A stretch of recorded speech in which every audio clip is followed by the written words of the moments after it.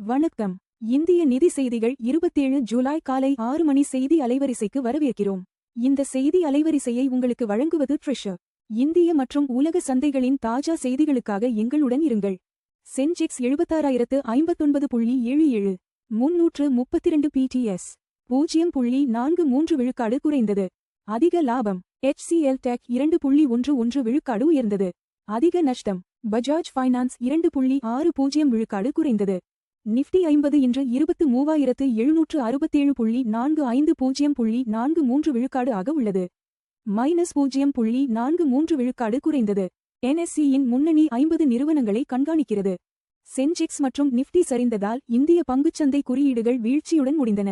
கடந்த வர்த்தக அமர்வில் சென்செக்ஸ் 0.43 விழுக்காடு சரிந்து 76,059.77 புள்ளிகளாக நிறைவடைந்தது. அதேபோல் இன்று சந்தைகள் இன்னும் தொடங்காத நிலையில் நிஃப்டி 50 குறியீட்டு 23,767.45 புள்ளிகளாக குறைந்து முடிந்தது. உலகளாவிய சந்தை சமிக்ஞைகளுக்கு மத்தியில் தங்கம் மற்றும் வெள்ளி விலைகள் உயர்ந்து முடிந்தன. தங்கம் ஒரு ட்ராய் அவுன்ஸ் $491.30 ஆக 0.58 விழுக்காடு உயர்வுடன் நிறைவடைந்தது. வெள்ளி விலையும் கடந்த அமர்வில் 2.15 விழுக்காடு உயர்ந்து ஒரு ட்ராய் அவுன்ஸ் $59.92 ஆக முடிந்தது.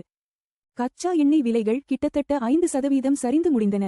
கச்சா எண்ணெய் விலை 4.89 விழுக்காடு சரிந்து ஒரு பேரலுக்கு $84.94 ஆக நிறைவடைந்தது. வர்த்தகர்கள் புவிசார் அரசியல் முன்னேற்றங்கள் மற்றும் வரவிருக்கும் அமெரிக்க பெடரல் ரிசர்வ் முடிவுகளை உன்னிப்பாக கண்காணித்து வருகின்றனர். இந்திய பரிவர்த்தனைகளுக்கான கிரிப்டோ சொத்து அறிக்கை வழிகாட்டுதல்களை CBDT வெளியிட்டது.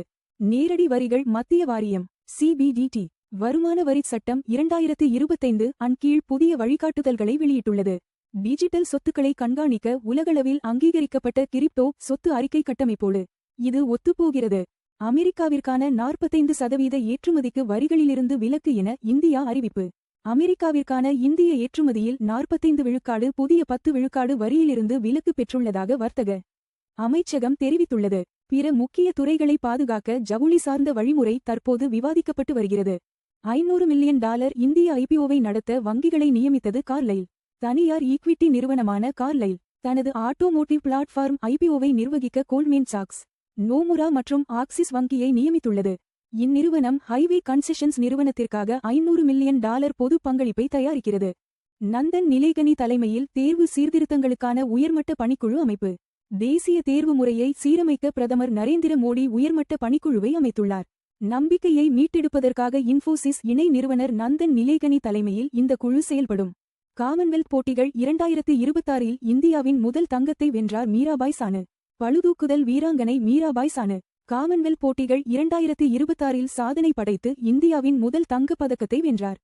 இந்த குறிப்பிட்ட மைல்கல்லை எட்டிய இரண்டாவது இந்திய தடகள வீராங்கனை என்ற பெருமையை அவர் பெற்றார்.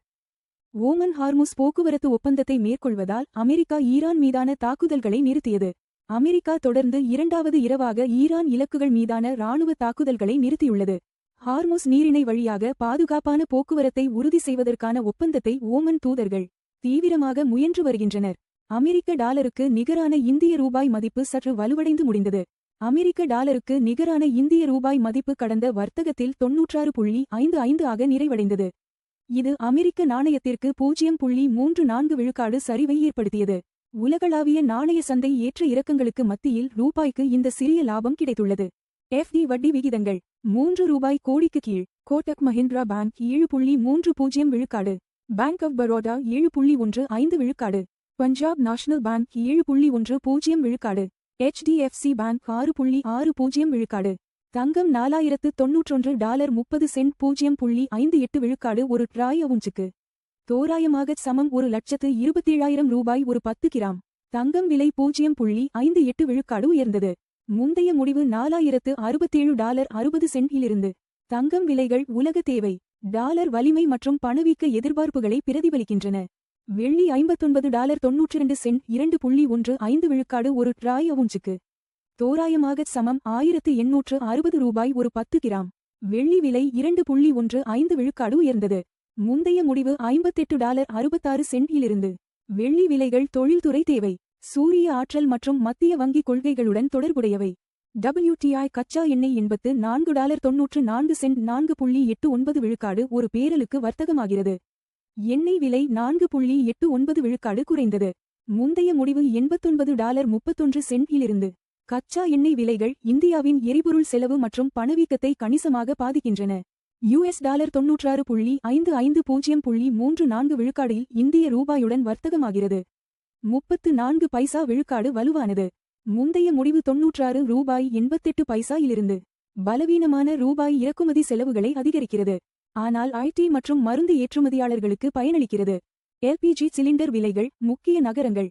சென்னை $957.50, $3106. பெங்களூரு $944.50, $3021.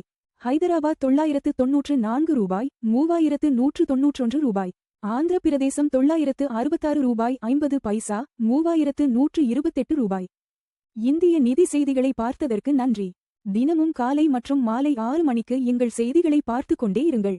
லைக், ஷேர் மற்றும் சப்ஸ்கிரைப் செய்யுங்கள்.